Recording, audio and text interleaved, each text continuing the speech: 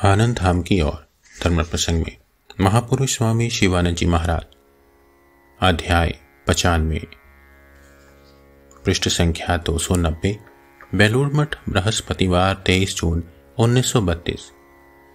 इसके पिछले भाग में हमने सुना था कि महापुरुष महाराज सत्संग के महात्म्य के बारे में बता रहे हैं। आइए हम इस वार्तालाप को आगे सुनते हैं। महापुरुष महाराज आगे कहते हैं, और साधु संघ का ऐसा महात्म्य है कि उसके फलस्वरूप भगवत प्रेम का उदय होता है। वास्तविक साधु कौन है? जिनके हृदय में भगवान प्रतिष्ठित हैं। अनेक जन्म जन्मांतर के पुण्य के फल से ठीक ठीक साधु संग और साधु कृपा प्राप्त होती है। तुम लोगों के भी जन्म जन्मांतर के अनेक पुण्य हैं जो ठाकुर के पवित्र संग में आए हो। सत्संग के फल से मनुष्य के समग्र जीवन की गति एकदम बदल जाती है। सत्संग का फल बहुत दीर्घ काल तक स्थायी रहता है।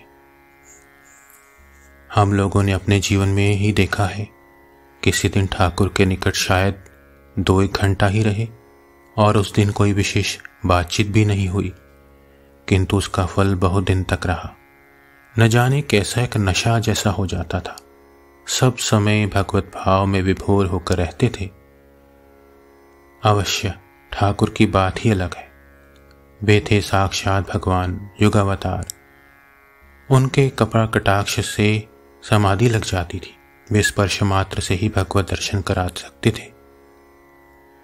सिद्ध पुरुषों के संस्पर्श में आने पर मनुष्य के मन में भगवत भाव का स्फुरण होता है। यही तो मजा है। किसी ने सचमुच भगवान लाभ की किया है या नहीं, उसकी कसौटी भी यही है। भगवत दृष्टा पुरुष के समीप जाते ही हृदय में ईश्वरीय भाव जाग उठता है। वैष्णव ग्रंथों में एक अत्यंत सुंदर बात है। जिन्हें देखने से प्राणों में कृष्ण नाम उठने लगता है, उन्हें तुम प्रधान वैष्णव जानो।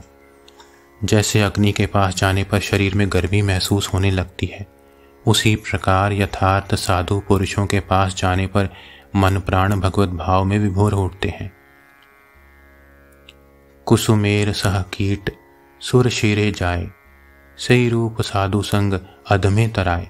यानी कुसुम के साथ जिस प्रकार कीट भी देवता के सिर पर चढ़ते हैं, उसी प्रकार साधु संग से अधम भी तर जाते हैं।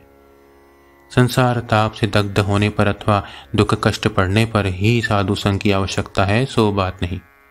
जो सुख के हिंडोले में झूलते हैं, भोग विलास में मत हैं, वे भी यदि सुकृति के फल से साधु संग करें तो उनके भी मन में यह सब अनित्य सुख भोग की लालसा चिरकाल के लिए निकल जाएगी।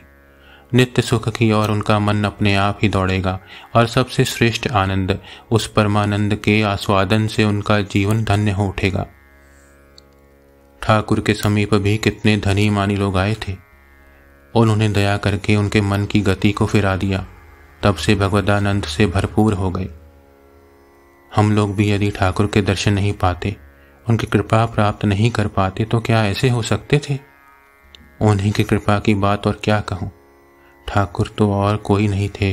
वे माँ काली ही ठाकुर के रूप में प्रकटित होकर जगत का उद्धार कर रही हैं। आहा, कैसी दया, कितनी दया।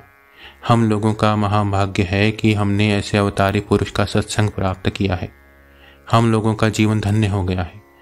तुम लोगों से भी कहता हूँ, वे हैं युग अवतार, जीवों के रक्षक, त्राणकर्ता भगवान। उनके शरणागत होकर पड़े रहो, सब हो जाएगा। भक्ति मुक्ति सब पाओगे। मेरी यही एक बात है। ओम श्री राम कृष्णार्पणमस्तु।